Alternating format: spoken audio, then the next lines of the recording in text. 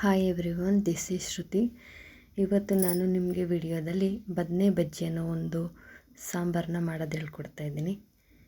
ಈಗ ವಿಡಿಯೋದಲ್ಲಿ ನೀವು ನೋಡೋ ಥರ ಈ ಬದನೆಕಾಯಿಗೆ ಎಣ್ಣೆನ ಹಚ್ಚಿ ಇದನ್ನು ಬೆಂಕಿ ಮೇಲೆ ಚೆನ್ನಾಗಿ ಕಾಯಿಸಬೇಕು, ಸುಡಬೇಕು.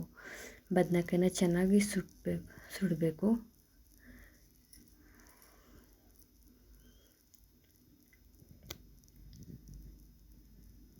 ಬದನೆಕಾಯಿ ಸಿಪ್ಪೆಗೆ ಯಾಕೆ ಎಣ್ಣೆ ಹಾಕ್ತೀವಿ ಅಂದರೆ, ಬದನೆಕಾಯಿ ಸಿಪ್ಪೆ ನೀಟಾಗಿ ಬರಬೇಕು ಅಂದರೆ ಎಣ್ಣೆ ಹಾಕಿ ಅದನ್ನು ಚೆನ್ನಾಗಿ ಸುಡಬೇಕು.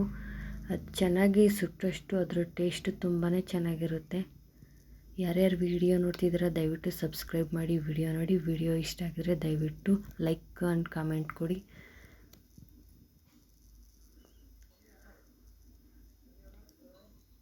ಬದನೆಕಾಯಿ ಚೆನ್ನಾಗಿ ಬೇಯಬೇಕು. ಅದರಲ್ಲಿ ಚೆನ್ನಾಗಿ ಸುಟ್ಟಾಗ ಅದು ಸಿಪ್ಪೆ ಎಲ್ಲ ಕಪ್ಪಾಗುತ್ತೆ. ಕಪ್ಪಾದ ಮೇಲೆ ಅದು ಇನ್ನೂ ಚೆನ್ನಾಗಿ ಟೇಸ್ಟ್ ಅಂತೂ ಬಂದೇ ಬರುತ್ತೆ. ಈ ರೆಸಿಪಿ ನಂಗೆ ಚಿಕ್ಕ ವಯಸ್ಸಿಂದನೂ ಅದನ್ನು ನೋಡಿದ ತಕ್ಷಣ ಬದನೆ ಬಜ್ಜಿ ಮಾಡಬೇಕು ಅಂತಲೇ ನನಗೆ ಇಷ್ಟ ಆಗೋದು. ಅದಕ್ಕೋಸ್ಕರ ನಿಮಗೆ ಇಷ್ಟ ಆಗುತ್ತೋ ಇಲ್ವೋ, ನಾನು ಈ ವಿಡಿಯೋನ ತೋರಿಸ್ಬೇಕು, ಈ ಅಡುಗೆ ಮಾಡಿ ತೋರಿಸ್ಬೇಕು ಅನ್ನೋದು ನನ್ನ ಇಷ್ಟ ಆಗಿತ್ತು. ದಯವಿಟ್ಟು ನೋಡಿ ಇಲ್ಲಿ ಯಾವ ಥರ ಅದು ಸಿಪ್ಪೆ ಬಿಟ್ಕೊಂಡು ಬರ್ತಾಯಿದೆ ಅಂತ.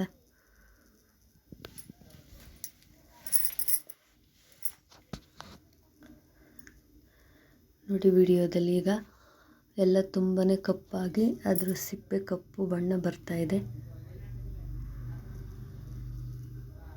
ನಾವು ಬದನೆ ಬಜ್ಜಿ ಮಾಡಬೇಕಾದ್ರೆ ಬದನೆಕಾಯಿ ತುಂಬಾ ಮುಖ್ಯ. ಅದು ಚೆನ್ನಾಗಿ ಸುಟ್ಟು ಅದು ಕರಕಲಾಗಬೇಕು, ಅಷ್ಟು ಚೆನ್ನಾಗಿ ಬೇಯಿಸಬೇಕು.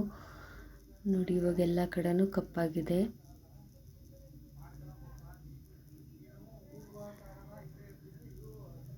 ನೀಟಾಗಿ ಇಟ್ಕೊಂಡು ಅದನ್ನ ಹಂಗೆ ಇಟ್ಬಿಟ್ರೆ ನೋಡದೆ ಒಂದೇ ಕಡೆ ಮಾತ್ರ ಸುಟ್ಟೋಗಿರುತ್ತೆ. ಎಲ್ಲ ಕಡೆನೂ ನೀಟಾಗಿ ಅದು ಸಿಪ್ಪೆ ಎಲ್ಲ ಬಿಡಿಸ್ಕೋಬೇಕು, ಹಂಗೆ ಮಾಡಬೇಕು. ಇವಾಗ ನೋಡಿ ಹೆಂಗಾಗಿದೆ ಅಂತ. ಇದನ್ನು ಹೆಂಗೆ ಬೆಂದಿದೆ ಚೆನ್ನಾಗಿ ಅಂತ ಚಾಕಲ್ಲಿ ಹಾಕಿ ನೋಡಬೇಕು. ಈಗ ಅದರ ಸಿಪ್ಪೆ ಎಲ್ಲ ತೆಗೆದು ಬಿಡಬೇಕು. ಅದನ್ನು ನೀಟಾಗಿ ಅದನ್ನೆಲ್ಲ ಚೆನ್ನಾಗಿ ತೆಗಿಬೇಕು. ನೋಡಿ ಈಗ ಹೆಂಗಾಗಿದೆ ಅಂತ. ಅದನ್ನು ಚೆನ್ನಾಗಿ ಸ್ಮ್ಯಾಶ್ ಮಾಡಬೇಕು ಬದನೆಕಾಯಿನ. ಈಗ ಇದಕ್ಕೆ ಕಾಯಿ ಮತ್ತು ಒಂದೆರಡು ಬೆಳ್ಳುಳ್ಳಿ ಹಾಕಬೇಕು. ಇದ್ರ ಜೊತೆಗೆ ಒಂದು ಸ್ವಲ್ಪ ಶುಂಠಿ,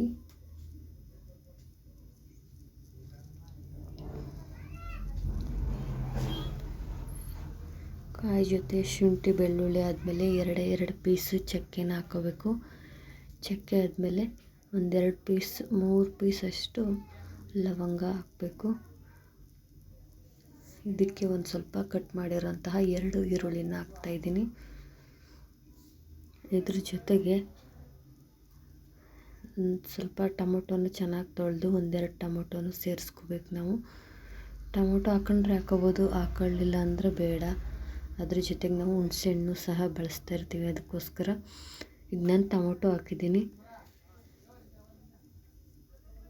ಇದ್ರ ಜೊತೆಗೆ ನಾವು ಬದನೆಕಾಯಿನ ಏನು ಸುಟ್ಕೊಂಡಿದ್ವಿ ಅದನ್ನು ಸಹ ಹಾಕ್ಕೋಬೇಕು. ಅದು ಆರಿದ ಮೇಲೆ ಹಾಕ್ಬೇಕು ನಾವು. ಇದ್ರ ಜೊತೆಗೆ ನಾನು ಸ್ವಲ್ಪ ಹುರ್ಗಡ್ಲೆನ ಹಾಕ್ತಾಯಿದ್ದೀನಿ. ಯಾಕೆಂದರೆ ಅದು ಸ್ವಲ್ಪ ಗಟ್ಟಿ ಬರಬೇಕು ಅಂತ ಅಂದರೆ ಒಂದು ಸ್ವಲ್ಪ ಹುರ್ಗಡ್ಲೆ ಹಾಕ್ತಾಯಿದ್ದೀನಿ. ಇದ್ರ ಜೊತೆಗೆ ಸಾಂಬಾರು ಖಾರದ ಪುಡಿನ ಹಾಕ್ಕೋಬೇಕು. 1-2 ಸ್ಪೂನ್ ಸಾಂಬಾರು ಖಾರದ ಪುಡಿ ಹಾಕ್ತಾಯಿದ್ದೀನಿ. ಇದಕ್ಕೆ ಒಂದು ಸ್ವಲ್ಪ ನೀರನ್ನ ಸೇರಿಸ್ಕೊಂಡು ನಾವು ಚೆನ್ನಾಗಿ ತರಿಯಾಗಿ ರುಬ್ಬಬೇಕು. ತುಂಬಾ ನೈಸಾಗಿ ರುಬ್ಬಾರ್ದು, ತರಿಯಾಗಿ ರುಬ್ಬಬೇಕು. ಈಗ ರುಬ್ಬಿ ಆಗಿದೆ. ಈಗ ಸ್ಟವ್ ಮೇಲೆ ಒಂದು ಪಾತ್ರೆ ಹಾಕಿ ಅದಕ್ಕೆ ಎಣ್ಣೆ ಹಾಕಬೇಕು. ಎಣ್ಣೆ ಹಾಕಿ ನಾವು ಏನು ರುಬ್ಬಿದ್ದೀವಿ ಅದನ್ನೆಲ್ಲ ಹಾಕಬೇಕು. ಅದ್ರ ಜೊತೆಗೆ ಸ್ವಲ್ಪ ನೀರು ಹಾಕಿ ಚೆನ್ನಾಗಿ ಫ್ರೈ ಮಾಡಬೇಕು. ಅದು ಹಸಿ ವಾಸನೆ ಹೋಗೋವರೆಗೂ ಚೆನ್ನಾಗಿ ಫ್ರೈ ಮಾಡಿ ಆಮೇಲೆ ಅದಕ್ಕೆ ಸ್ವಲ್ಪ ನೀರನ್ನ ಹಾಕಬೇಕು.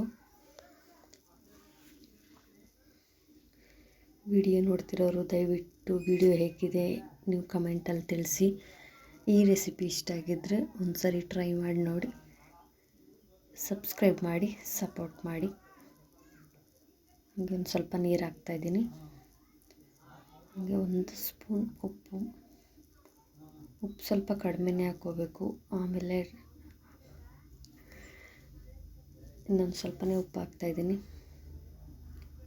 ಚೆನ್ನಾಗಿ ಕುದಿಬೇಕು.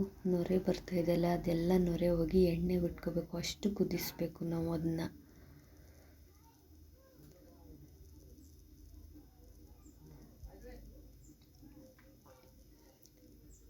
ಚೆನ್ನಾಗಿ ಕುದೀತಾ ಇದೆ ಇವಾಗ.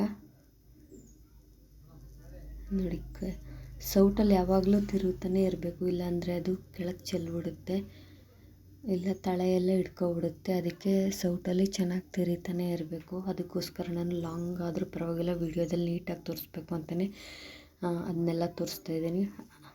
ಇವಾಗ ನಾನು ಅದಕ್ಕೆ ಒಂದು ಲೋಟದಷ್ಟು ಹುಣಸೆಹಣ್ಣು ರಸನ ಹಾಕಿದ್ದೀನಿ.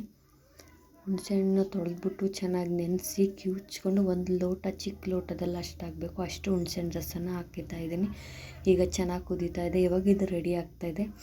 ಹಾಗೆ ನಾನು ಮುದ್ದೆ ಮಾಡಬೇಕು ಅಂತ ದೊಡ್ಡ ಪಾತ್ರೆಯಲ್ಲಿ ನೀರು ಹಾಕಿದ್ದೀನಿ, ಅದಕ್ಕೆ ಸ್ವಲ್ಪ ಎಣ್ಣೆನೂ ಹಾಕಿದ್ದೀನಿ.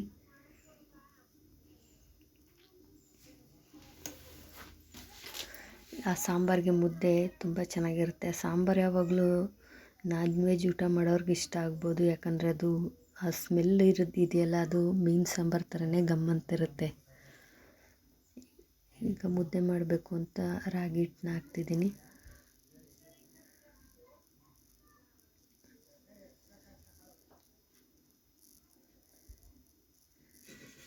ಚೆನ್ನಾಗಿ ನಾವು ಎಣ್ಣೆ ಹಾಕೋದ್ರಿಂದ ಮುದ್ದೆ ಗಂಟಾಗಲ್ಲ, ತುಂಬ ಚೆನ್ನಾಗಿ ಬರುತ್ತೆ. ಎಣ್ಣೆ ಹಾಕಲಿಲ್ಲ ಅಂದರೆ ಅದು ನೀಟಾಗಿ ಬರಲ್ಲ. ಬರುತ್ತೆ, ಚೆನ್ನಾಗಿ ಮಾಡೋರ್ಗೆ ಬರ್ಬೋದು, ಆದರೆ ನನಗಷ್ಟು ಮಾಡೋಕ್ಕೆ ಬರಲ್ಲ. ಚೆನ್ನಾಗಿ ತಿರುಗ್ಕೊಂಡೀಗ ಮುದ್ದೆ ಬೇಯ್ತಾ ಇದೆ ಚೆನ್ನಾಗಿ. ವಿಡಿಯೋ ನೋಡ್ತಿರೋರು ದಯವಿಟ್ಟು ವಿಡಿಯೋ ನೋಡಿ ಇಷ್ಟ ಆಗಿದರೆ ಲೈಕ್ ಕೊಡಿ, ಕಮೆಂಟ್ಸ್ ಮಾಡಿ. ಮುದ್ದೆ ಈಗ ರೆಡಿ ಆಯಿತು. ಆಲ್ಮೋಸ್ಟು ಬದನೆ ಬಜ್ಜಿ ಮತ್ತು ಮುದ್ದೆ ಎರಡೂ ರೆಡಿಯಾಗಿದೆ. ದಯವಿಟ್ಟು ವಿಡಿಯೋ ನೋಡ್ತಿರೋರು ಸಬ್ಸ್ಕ್ರೈಬ್ ಮಾಡಿ ವಿಡಿಯೋ ನೋಡಿ ಅಂತ ಹೇಳ್ತಾ, ಮುದ್ದೆ ಮತ್ತು ಬದನೆ ಬಜ್ಜಿ ರೆಡಿಯಾಗಿದೆ. Thank you for watching. ವಿಡಿಯೋನ ಹೀಗೆ ನೋಡ್ತಾ ಇರಿ. Thank you so much. Video ನೋಡ್ತಿರೋರಿಗೆ ಈ ಬದನೆ ಬಜ್ಜಿನ ಹೇಗಿದೆ ಅಂತ ಒಂದು ಸರಿ ಮಾಡಿ ನೋಡಿ ನನಗೆ ಕಮೆಂಟಲ್ಲಿ ತಿಳಿಸಿ. Thank you for watching. Thank you so much. Thank you. Thank you so much.